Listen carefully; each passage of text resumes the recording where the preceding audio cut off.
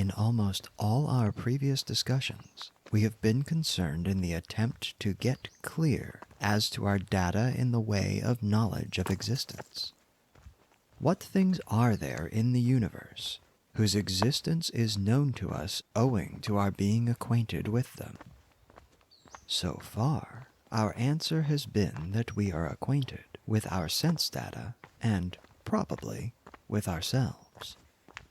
These we know to exist, and past sense data which are remembered are known to have existed in the past. This knowledge supplies our data, but if we are to be able to draw inferences from these data, if we are to know of the existence of matter, of other people, of the past before our individual memory begins, or of the future, we must know general principles of some kind by means of which such inferences can be drawn. It must be known to us that the existence of some one sort of thing A is a sign of the existence of some other sort of thing B, either at the same time as A or at some earlier or later time. As, for example, thunder is a sign of the earlier existence of lightning. If this were not known to us, we could never extend our knowledge beyond the sphere of our private experience, and this sphere, as we have seen, is exceedingly limited. The question we have now to consider is whether such an extension is possible, and if so, how it is effected. Let us take as an illustration a matter about which none of us, in fact, feel the slightest doubt. We are all convinced that the sun will rise tomorrow. Why? Is this belief a mere blind outcome of past experience, or can it be justified as a reasonable belief? It is not easy to find a test by which to judge whether a belief of this kind is reasonable or not, but we can at least ascertain what sort of general beliefs would suffice, if true, to justify the judgment that the sun will rise tomorrow, and the many other similar judgments upon which our actions are based. It is obvious that if we are asked why we believe that the sun will rise tomorrow, we shall naturally answer, because it always has risen every day. We have a firm belief that it will rise in the future because it has risen in the past. If we are challenged as to why we believe that it will continue to rise as heretofore, we may appeal to the laws of motion. The earth, we shall say, is a freely rotating body, and such bodies do not cease to rotate unless something interferes from outside. And there is nothing outside to interfere with the earth between now and tomorrow. Of course, it might be doubted whether we are quite certain that there is nothing outside to interfere, but this is not the interesting doubt. The interesting doubt is as to whether the laws of motion will remain in operation until tomorrow. If this doubt is raised, we find ourselves in the same position as when the doubt about the sunrise was first raised. The only reason for believing that the laws of motion will remain in operation is that they have operated hitherto, so far as our knowledge of the past enables us to judge. It is true that we have a greater body of evidence from the past in favor of the laws of motion than we have in favor of the sunrise, because the sunrise is merely a particular case of fulfillment of the laws of motion, and there are countless other particular cases. But the real question is, do any number of cases of a law being fulfilled in the past afford evidence that it will be fulfilled in the future? If not, it becomes plain that we have no ground whatever for expecting the sun to rise tomorrow, or for expecting the bread we shall eat at our next meal not to poison us, or for any of the other scarcely conscious expectations that control our daily lives. It is to be observed that all such expectations are only probable. Thus we have not to seek for a proof that they must be fulfilled, but only for some reason in favor of the view that they are likely to be fulfilled. Now, in dealing with this question, we must, to begin with, make an important distinction, without which we should soon become involved in hopeless confusions. Experience has shown us that, hitherto, the frequent repetition of some uniform succession or coexistence has been a cause of our expecting the same succession or coexistence on the next occasion. Food that has a certain appearance generally has a certain taste. and it is a severe shock to our expectations when the familiar appearance is found to be associated with an unusual taste. Things which we see become associated, by habit, with certain tactile sensations which we expect if we touch them. One of the horrors of a ghost, in many ghost stories, is that it fails to give us any sensations of touch. Uneducated people who go abroad for the first time are so surprised as to be incredulous when they find their native language not understood. And this kind of association is not confined to men. In animals also it is very strong. A horse which has been often driven along a certain road resists the attempt to drive him in a different direction. Domestic animals expect food when they see the person who usually feeds them. We know that all these rather crude expectations of uniformity are liable to be misleading. The man who has fed the chicken every day throughout its life at last wrings its neck instead, showing that more refined views as to the uniformity of nature would have been useful to the chicken. But in spite of the misleadingness of such expectations, they nevertheless exist. The mere fact that something has happened a certain number of times causes animals and men to expect that it will happen again. Thus, our instincts certainly cause us to believe that the sun will rise tomorrow. But we may be in no better a position than the chicken, which unexpectedly has its neck wrung. We have therefore to distinguish the fact that past uniformities cause expectations as to the future, from the question whether there is any reasonable ground for giving weight to such expectations after the question of their validity has been raised. The problem we have to discuss is whether there is any reason for believing what is called the uniformity of nature.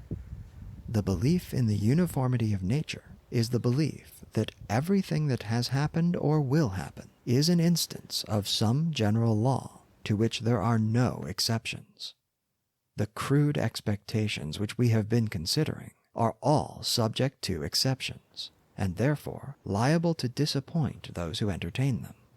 But science habitually assumes, at least as a working hypothesis, that general rules which have exceptions can be replaced by general rules which have no exceptions. Unsupported bodies in air fall is a general rule to which balloons and airplanes are exceptions. But the laws of motion and the law of gravitation, which account for the fact that most bodies fall, also account for the fact that balloons and airplanes can rise. Thus, the laws of motion and the law of gravitation are not subject to these exceptions. The belief that the sun will rise tomorrow might be falsified if the Earth came suddenly into contact with a large body which destroyed its rotation. But the laws of motion and the law of gravitation would not be infringed by such an event. The business of science is to find uniformities, such as the laws of motion and the law of gravitation, to which, as far as our experience extends, there are no exceptions. In this search, science has been remarkably successful, and it may be conceded that such uniformities have held hitherto. This brings us back to the question: have we any reason, assuming that they have always held in the past, to suppose that they will hold in the future? It has been argued that we have reason to know that the future will resemble the past, because what was the future has constantly become the past, and has always been found to resemble the past, so that we really have experience of the future, namely, of times which were formerly future, which we may call past futures. But such an argument really begs the very question at issue. We have experience of past futures, but not of future futures.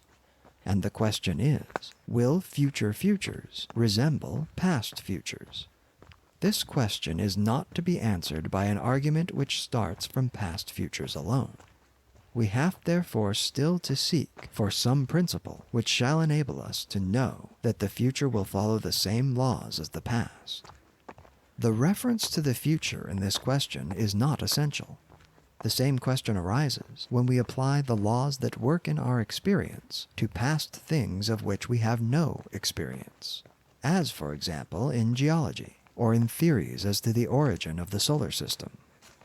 The question we really have to ask is, when two things have been found to be often associated, and no instance is known of the one occurring without the other, does the occurrence of one of the two in a fresh instance give any good ground for expecting the other?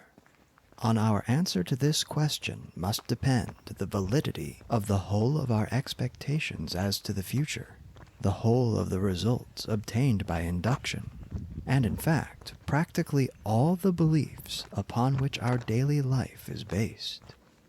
It must be conceded, to begin with, that the fact that two things have been found often together and never apart does not, by itself, suffice to prove demonstratively that they will be found together in the next case we examine. The most we can hope is that the oftener things are found together, the more probable it becomes that they will be found together another time, and that, if they have been found together often enough, the probability will amount almost to certainty. It can never quite reach certainty, because we know that in spite of frequent repetitions, there sometimes is a failure at the last, as in the case of the chicken whose neck is wrong. Thus, probability is all we ought to seek. It might be urged, as against the view we are advocating, that we know all natural phenomena to be subject to the reign of law, and that sometimes, on the basis of observation, we can see that only one law can possibly fit the facts of the case. Now, to this view, there are two answers.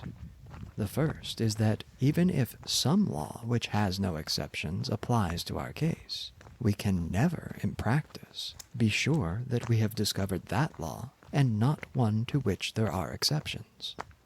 The second is that the reign of law would seem to be itself only probable, and that our belief that it will hold in the future, or in unexamined cases in the past, is itself based upon the very principle we are examining.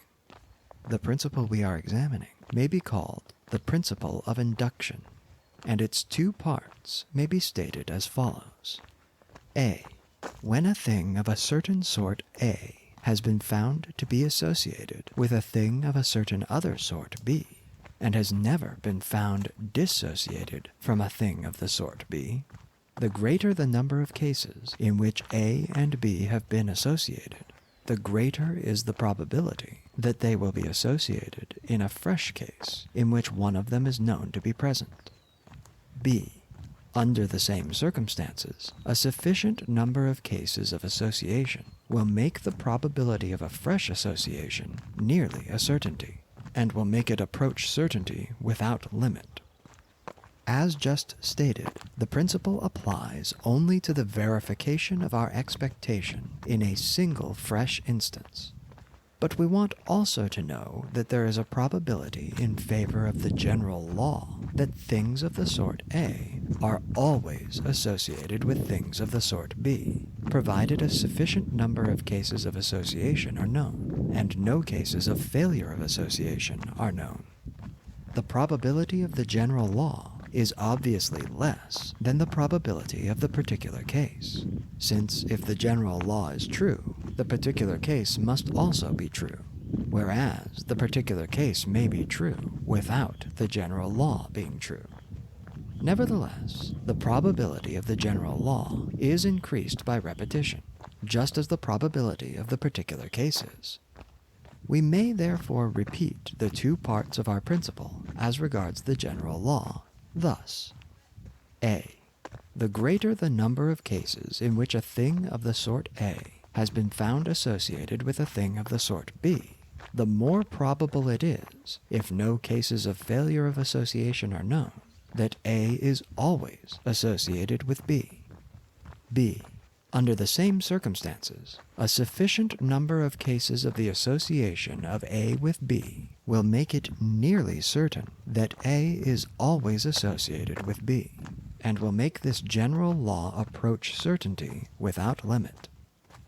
It should be noted that probability is always relative to certain data. In our case, the data are merely the known cases of coexistence of A and B. There may be other data, which might be taken into account, which would gravely alter the probability. For example, a man who had seen a great many white swans might argue by our principle that on the data it was probable that all swans were white, and this might be a perfectly sound argument. The argument is not disproved by the fact that some swans are black, because a thing may very well happen in spite of the fact that some data render it improbable. In the case of the swans, a man might know that color is a very variable characteristic in many species of animals, and that, therefore, an induction as to color is peculiarly liable to error.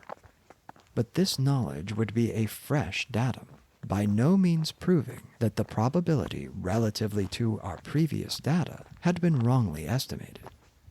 The fact, therefore, that things often fail to fulfill our expectations is no evidence that our expectations will not probably be fulfilled in a given case or a given class of cases.